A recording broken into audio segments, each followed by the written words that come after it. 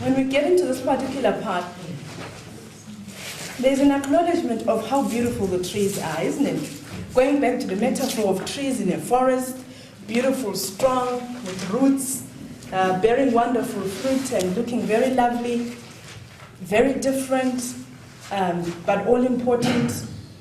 And then I found that offers a very beautiful sort of entry point, not beautiful as such, but it makes it possible when children are speaking about their lives in such ways. The metaphor is very useful, because then what we did was then to talk about the trees that we've seen in our lives, and just to address the fact that, when we look at trees, would we say that trees are free from danger?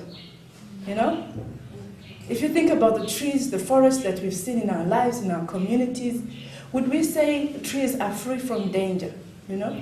And obviously the children would respond, no, And trees are not free from danger because certain things happen to trees. As beautiful as the trees may be, as wonderful as they may be, as strong as they may be, they also face certain hazards in their lives. And I think at this point in doing this, you become so much aware of how children are standing sort of in solidarity. There's this common voice, common agreement, and voicing out together some of these hazards that are experienced in life.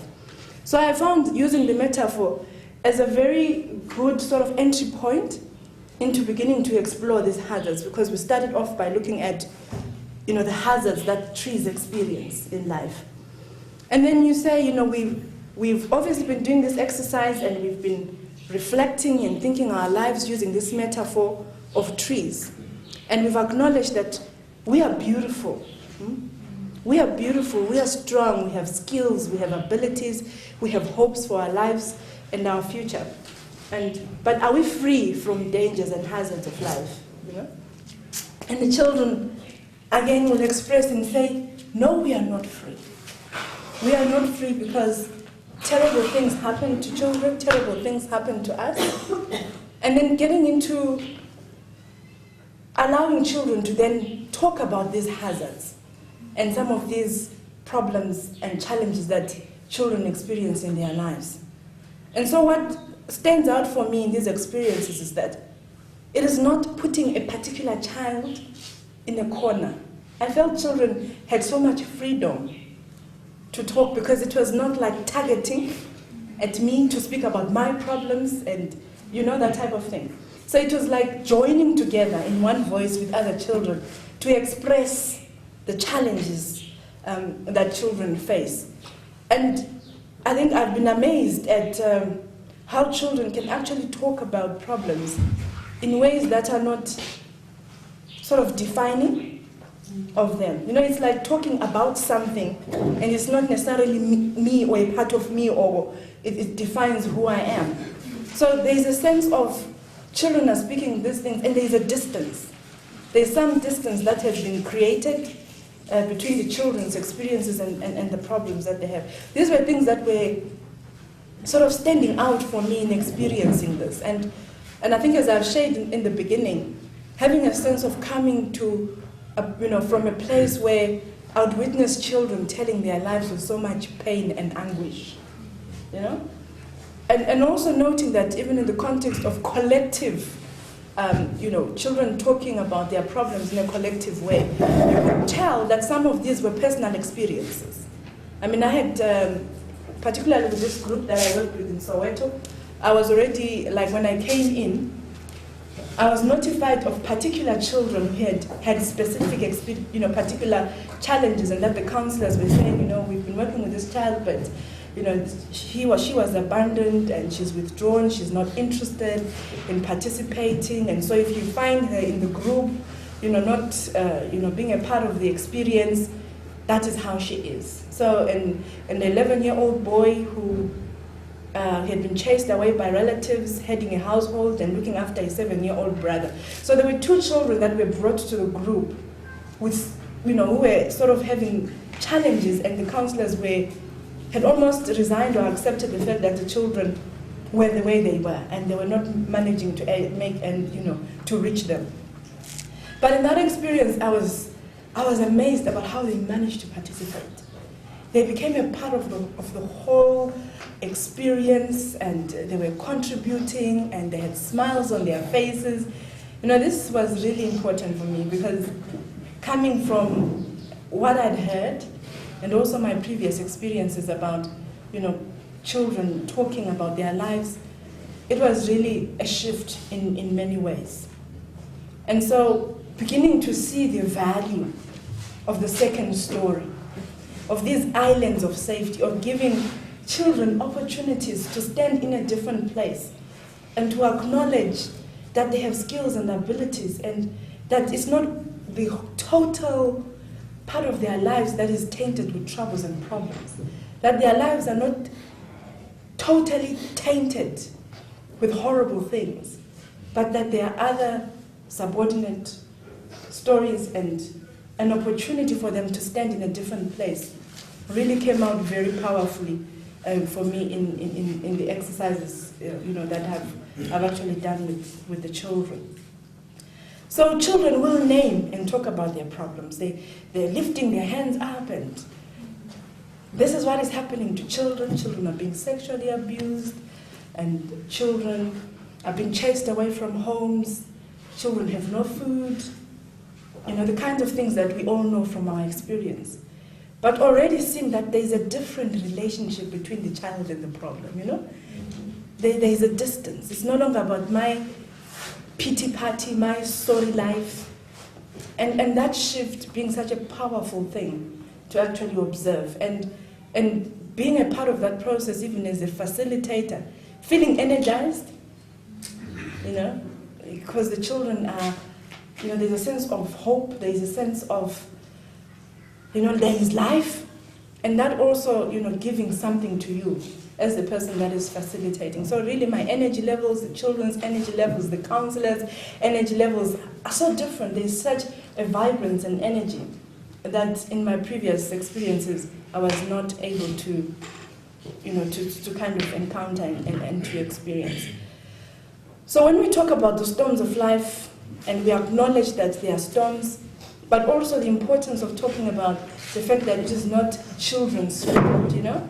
And I remember asking the question to children to say, you know, is it children's fault that these things happen? And the children saying, no, you know, it is not our fault that these things are happening. And I think that is a very key thing to address when you're working with children, because there's always a sense of blame, and that I'm the one who caused this, or things are the way they are because of me. And so that's being a very important part of that particular exercise. So we've acknowledged the storms, we've acknowledged and brought out the fact very clearly that children is not children's fault, and also then exploring what the effects of some of these problems and challenges are on children's lives, and children giving words to some of these effects. You know, your heart is sore when things like that happen to you, and you are sad, and you know, you don't do well at school. So clearly having knowledge and ideas about how they're impacted by the problems that they have in their lives. But also, as Michael has been talking, it is not adequate just to explore the problem without exploring how children have been responding. And so the next question to ask is, do children respond to these problems? Are they passive recipients of the problems that they experience in life? And can children do something? Can children do anything about the problems that they have in their lives? And the children like, oh yes, we can do something, you know? And that is such an invigorating thing to hear. Not just that I'm really subject to this and I can't move on, but children standing in a place where they feel they are able to do something, which is a shift from a sort of victim mentality where life is happening to me and I'm just sitting in a corner and receiving and being thrown left, right, and center. So experiencing that with the children and really talking about how do children respond to these things. And I got to learn about the knowledge and the information that children have about what they can do about their problems. I mean, the ideas were many, you know. Almost every child had something to say about what can be done. And this again is beginning to unpack their own skills and knowledges. and not standing there to say, okay, you've been abused, this is what you need to do, this is what you need to do, and sort of, having that approach where you are telling and you are the expert. But allowing children to really speak out and say how they are addressing the injustices and the problems that they have in their lives. And I heard a lot about how children talk to friends, how they pray about their problems, how they talk to the local counselor, how it's been helpful to have a social worker and to talk to the local policeman. There were many, many, many ideas about how children respond. And again, coming to a point of acknowledging and being clear that children know, which is so different. Like, we have to tell, we have to give them, but so much of a wealth of experience and knowledge in terms of what needs to be or what can be done. So again, those were some of the most amazing experiences for me in this journey of using the tree of life the way it is. So the response is so important. It's so important because children have gone through talking about their problems, but having that sense that I can do something. I can get up and talk to somebody, and even learning ideas from other children as they are voicing the different ideas about what can be done. Very critical and important in terms of this particular work. So this is what the Storms of Life exercise does. It allows us to explore the problem, but also it allows us to begin to speak and to hear about the children's skills, about the children's knowledges, in terms of how they are already responding to the different challenges that they have in their lives. And then it becomes important also to pose the question related to, but are there always problems in our lives? Are there always storms?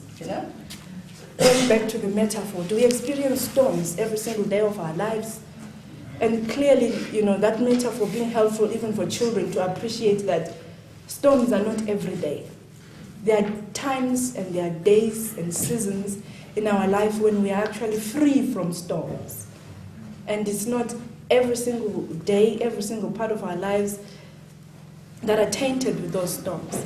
And I remember giving the children opportunities to get into groups and just to talk about that, in their small groups, about the times that they are not experiencing storms in their lives, and just thinking about the things that they are doing. What kinds of things are we doing in our lives together when we are free from storms? And so it was almost a celebration, an acknowledgement of the fact that life is not all bad. Life is just not problem-saturated. There's space for joyful things. There's space for good times. There's space for lots of wonderful things to happen in our families, to happen in our communities. So again, that was a very powerful acknowledgement. And looking at the children's body language, even to this point of the exercise, where they've gone through looking at some of the real problems. As I've said, some of the children in the group, you could tell that they're talking about being displaced and not having a place to live. But at this stage, you're still feeling the positive energy. You are sensing that children are excited, and there's a hope that you almost experience in the whole group. Lots of positive and invigorating energy. So coming to those conclusions again about that life is not always tainted with bad things, and that there is space when we are free. Also very important knowledge is to bring to the surface. So once we have done that and we've come to that point of responding, it can also become an important question to even to talk about, having had and acknowledge the fact that children have hopes and skills that they have in their lives, and even just exploring how they manage to keep those hopes and skills alive in difficult times, What kind of actions, what kind of things do they do to protect what is important and what is special for them, what it is that they value, and how they've managed to, just to keep going, even when times are very difficult. Because, as has been acknowledged earlier, they are there, and that means something, that stands for something. So that part of the tree of exploring storms just doesn't end with the storms and the troubles, but it brings in the responses, it brings in an acknowledgement of the fact that life is not always filled with storms.